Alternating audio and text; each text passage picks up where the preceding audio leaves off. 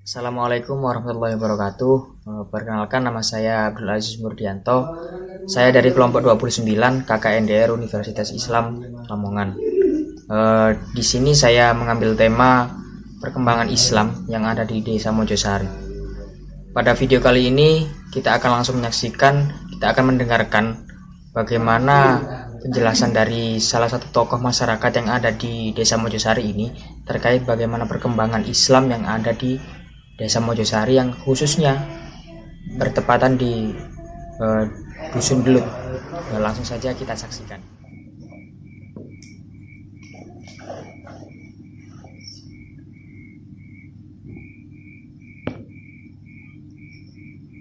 Iki ngene sejarah sih disampaikan Haji Roki atas nama kepala desa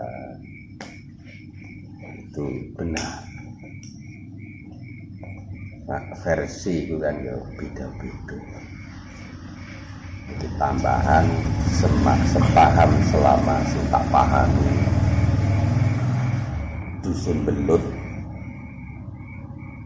sadurunge ana Desa Belut ini orang yang pertama kali termasuk tokoh masyarakat, bukan tokoh agama, tokoh masyarakat, tapi beliau termasuk identitasnya muslim.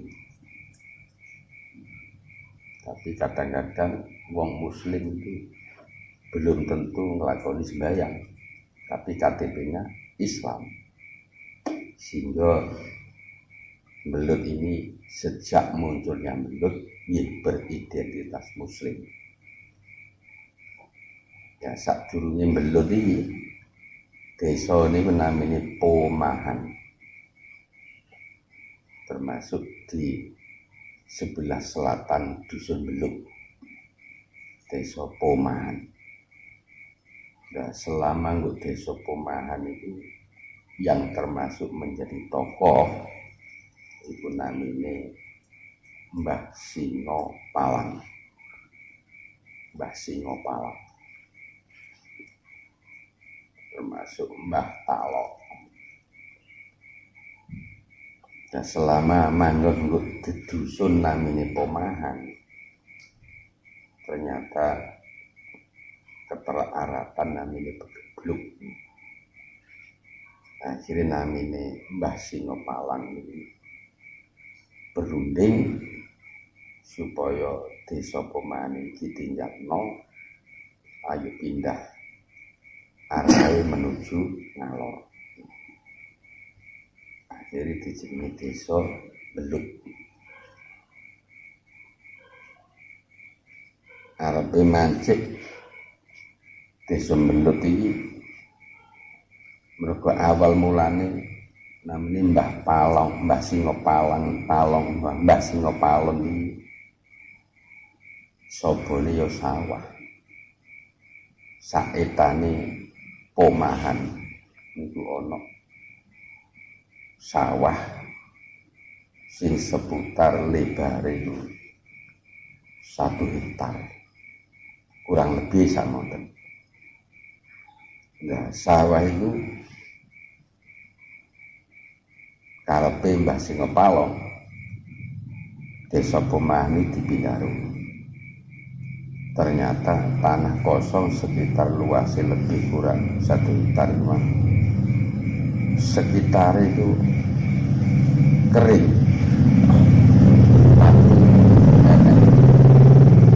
Satu-satunya sawah, sing sawah itu berupa lendir, limet. Cara wong mriki ngarani mbet. Ternyata kono akeh iwake belut. Iwake belut akeh. Ya, akhirnya Desa Pomahan pindah sak lore tanah sing rupa limet iki mang. Yen kono akeh rundingan mergo sing asale jange ditekno desa sawah sing akeh mbete, akeh welute gak sida mergo gak layak dinggoni desa. Ambles akhirnya pindah sisih soto Ngalor Terus desane akhirnya dijenengi desa Belut niku.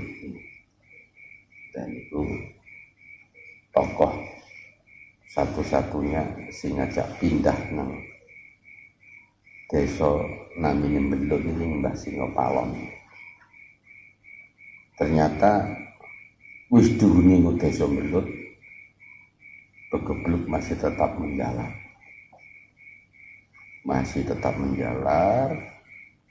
Akhirnya Mbah Singopalon ini sampai temekane sedo. Nah, mayoritas tokoh-tokoh Belut ini susah. Wong sing ahli ritual kepundhut. Akhirnya termasuk Mbah Talok, Mbah Singoras itu punya gagasan barangkali ini jadi ritual, jadi wasilah sedone Mbah Singopalon ini kuburane di ujung ngulon. Jadi sampai saat ini ono Belut kuburan sing di ujung ngulon. Sampai saat ini kuburan Mbah Singopalon. Ya semenjak niku akhirnya desa Belut dalam kondisi aman, Begebluk wis gak menjalar maneh. Wis desa Belut sudah dalam kondisi tentram aman, berjalan baik, cuma Islam belum begitu berkembang, artinya belum nampak keislaman Belut, belum nampak. Bahkan madrasah belum enten pada tahun 1928 belum berdiri sekolah madrasah. Tapi ono orang-orang sekolah itu belajarnya di rumah-rumah, termasuk di rumahnya Mbak Iksan, di rumahnya Mbah Harun pernah. Ya, akhirnya terus berjalan pendidikan formal. Pada tahun 1965,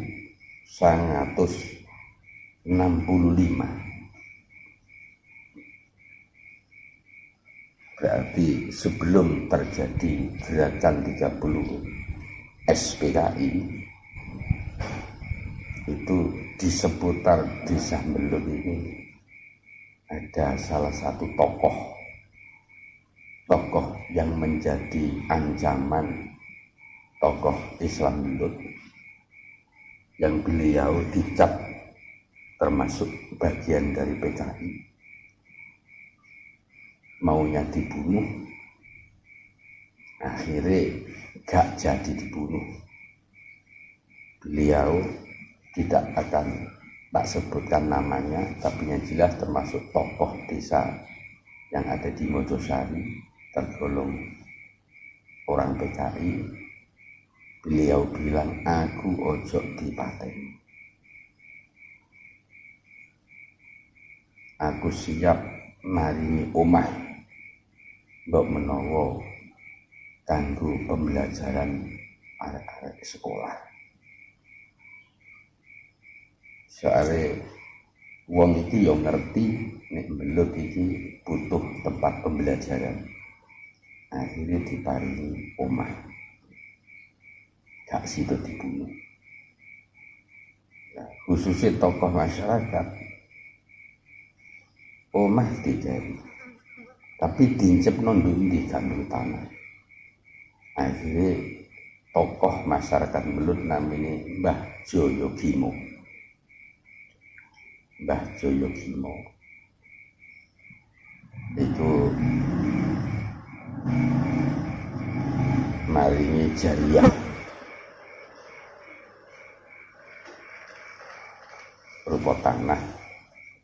Akhirnya didekno sekolah yang disebut Madrasah Tarbiyatul Atfal Belut. Semenjak niku, setelah tahun 1966 sudah berjalan dan nampak untuk pembelajaran di gedung Madrasah Ibtidaiyah Tarbiyatul Atfal Belut. Lama-kelamaan Belut ini masih belum nampak keislamannya. Akhirnya sekitar tahun 67-an seputar, insya Allah menurut versi sejarah, ada seorang wali yang datangnya min ghairu la yahtasib, gak diruwisangkane. Beliau bernama Mbah Yai Tolhah. Mbah Yai Tolhah ini jujuk dalam tokoh masyarakat Belut. Namanya Mbah Yai Loso. Mbah Loso ini bukan orang Buddha, bukan non-muslim, tapi beliau seorang muslim, tapi deleng pernah nampak untuk melaksanakan sebagai keislamannya. Namanya Mbah Loso. Jirawi kali Mbah Yai Tolhah. Kuwali ini Gusti Allah. Mbah Yai Tolhah matur dengan Mbah Loso. Loso, dalem Mbah, awakmu duwe anak lanang apa ora? Ngadah Mbah. Sopo? Baris. Nah ini Baris.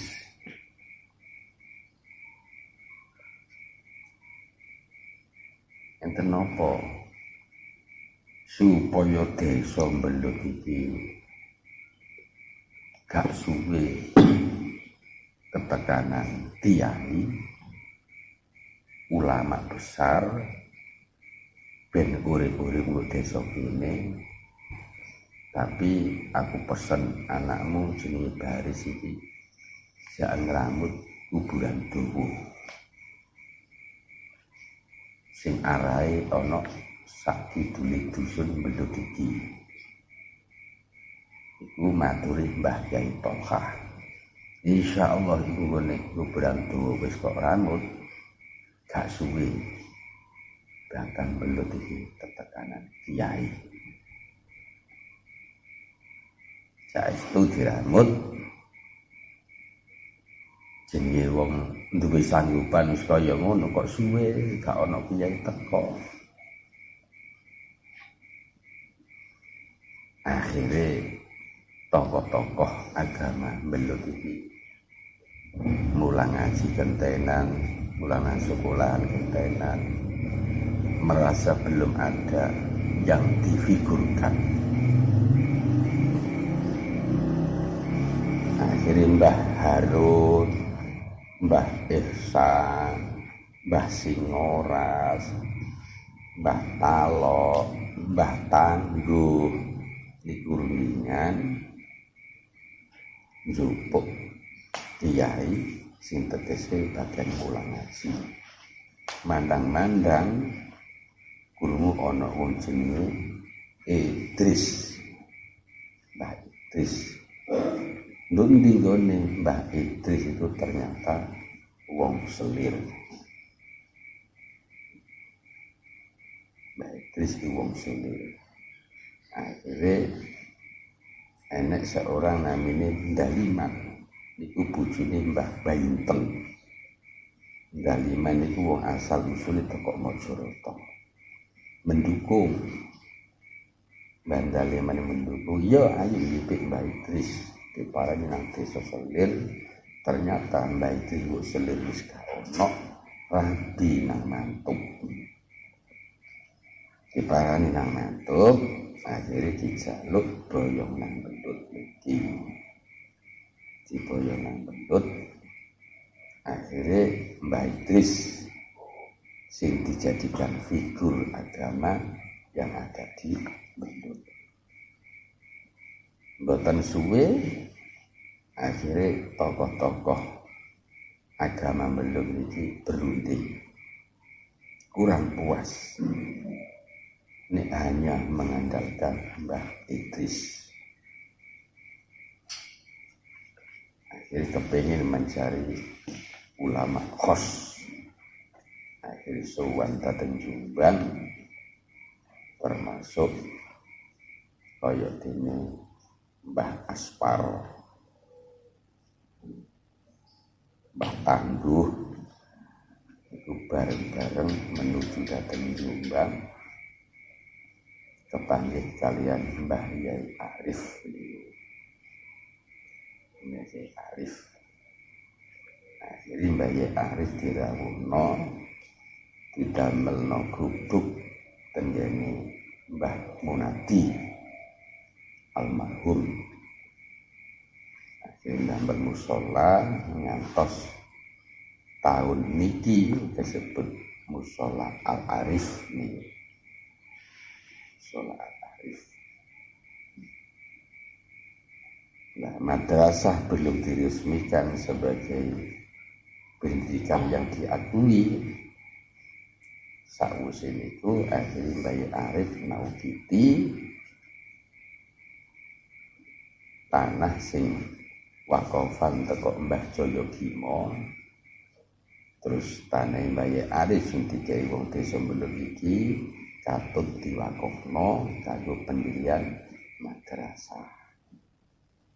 Mbah Yai Arif.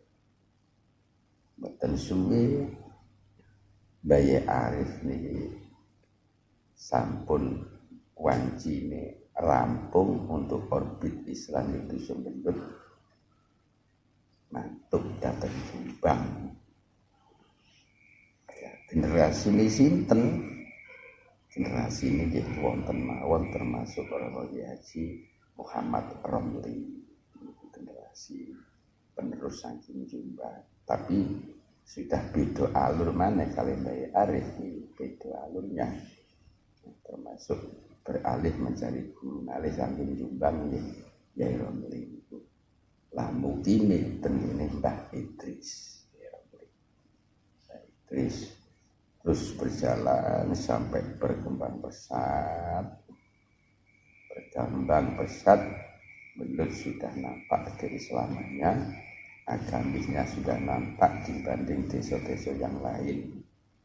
Sampai tahun sekarang ini desa Mendut sudah menjadi acuan sekecamatan Mantuk bahwa Mendut ini mayoritas agamis, bahkan yang beridentitas Nahdlatul Ulama. Alhamdulillah, jadi selama tertinggalnya Mbah Yai Arif ini, Islam yang ada di Mendut tidak malah surut, malah berkembang. Bukan hanya puluhan tahun, sejak tahun 68 Mbah Yai Arif sudah tidak mungkin termiliki malih. Akhirnya ritual-ritual yang dilaksanakan pada zaman Mbah Yai Arif seakan-akan beku.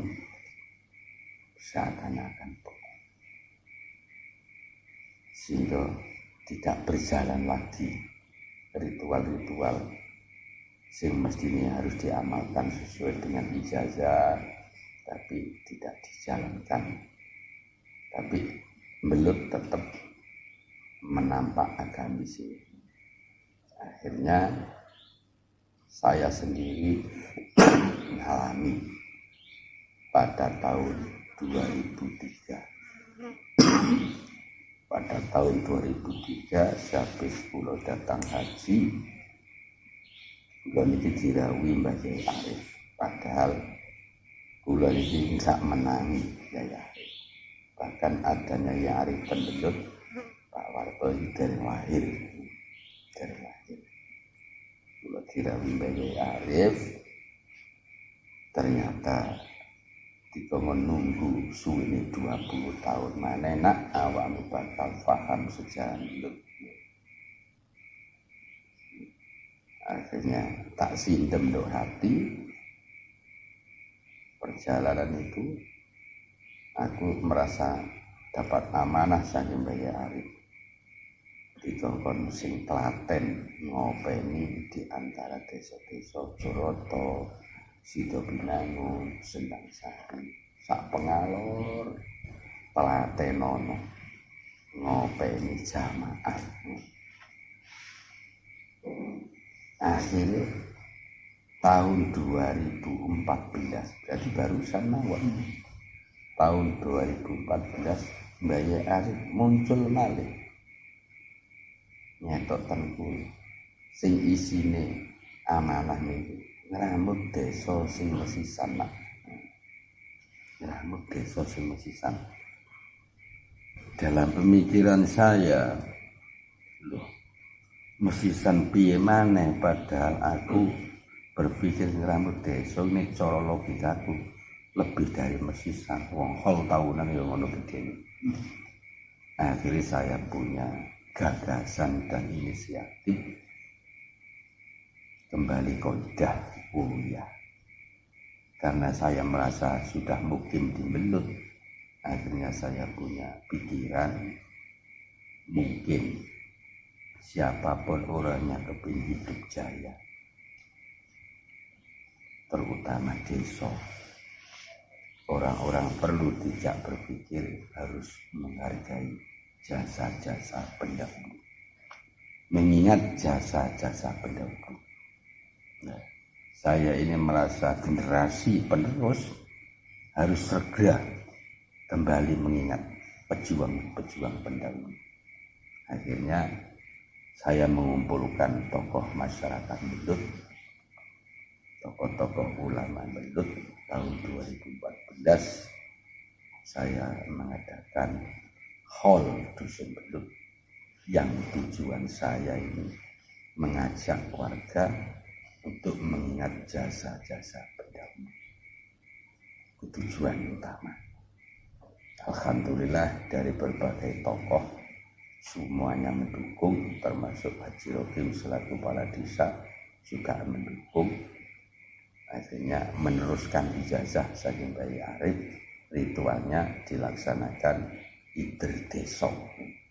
Idul Desa sampai sekarang insya Allah kalau kita ini punya pemikiran mengingat dan menghargai jasa-jasa pendahulu, insya Allah perjalanan kita selalu barokah, selalu barokah. Makanya anak-anak itu ajak selalu menghargai jasa-jasa pendahulu, meskipun orangnya itu bodoh paribasa, tapi ayo kita hargai karena tuanya usia. Karena tuanya usia, insya Allah itu barokah nanti. Nah, itu sekilas sepanjang dan sefaham sejarah sing aku pahami. Sementara sama tenang apa? Impun.